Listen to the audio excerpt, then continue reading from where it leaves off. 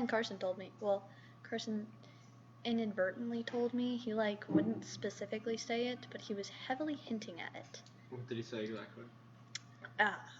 Something along the lines of he was like, I know who has it.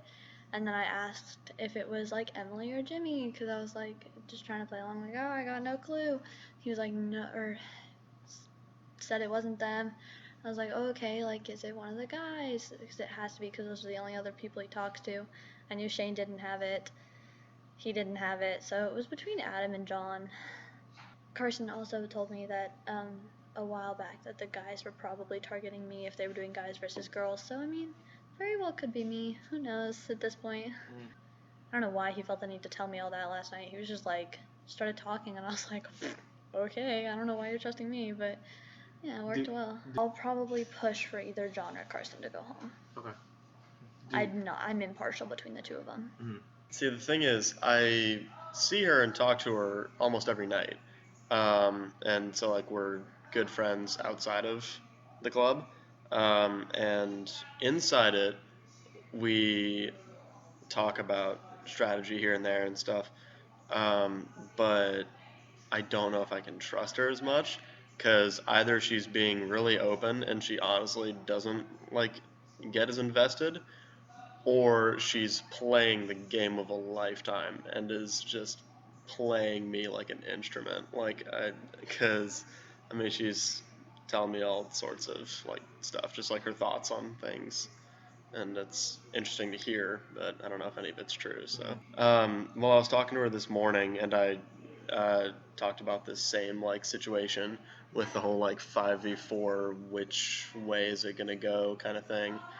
And she hadn't really thought about that, but she agreed that she and I are both in a very similar situation, that we both need Jimmy and Shane to continue in the challenge, in the challenges, and so things like that. I am not gonna play the idol, I don't think, unless I get a very strong idea of who I think they're voting for, and somebody from us would have to flip. I would have to know 100% that somebody from our little alliance is gonna flip, and I need to know who they're voting for. So I don't think I'm gonna play it. I have told John, Carson, and Shane.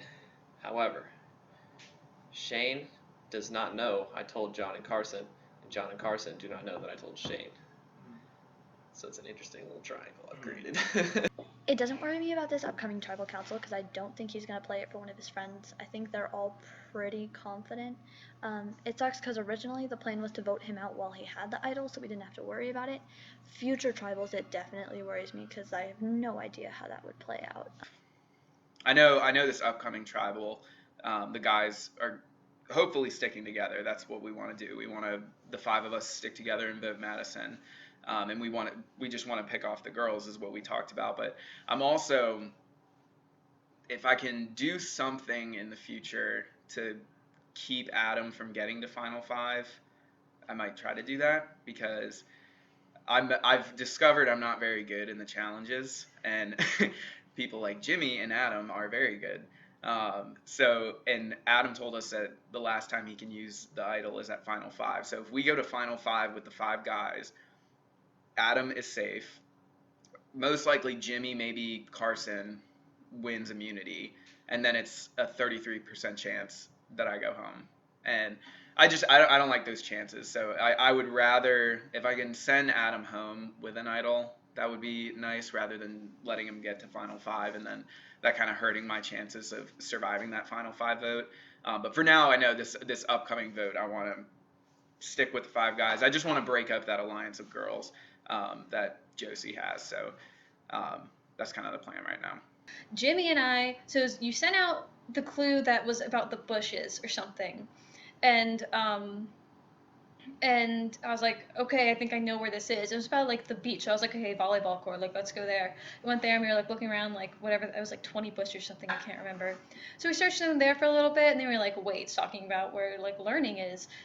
We were looking, and we were getting pretty tired. We'd gone through all the bushes. I was trying to look around in the mulch, and And at that point, we were questioning, like, okay, maybe this isn't the right place. Like, I don't know.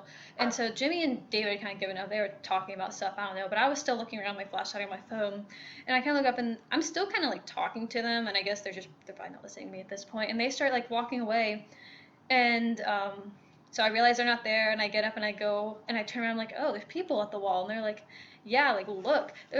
I was like bent down over the bushes. They didn't tell me people had shown up. And there was this weird kid in the trench coat like sitting on top of the wall. And he was like right above me. And they didn't tell me that there was this guy sitting right above me while I was there like, doing my own thing, digging through like the bushes and the mulch by looking like a weirdo.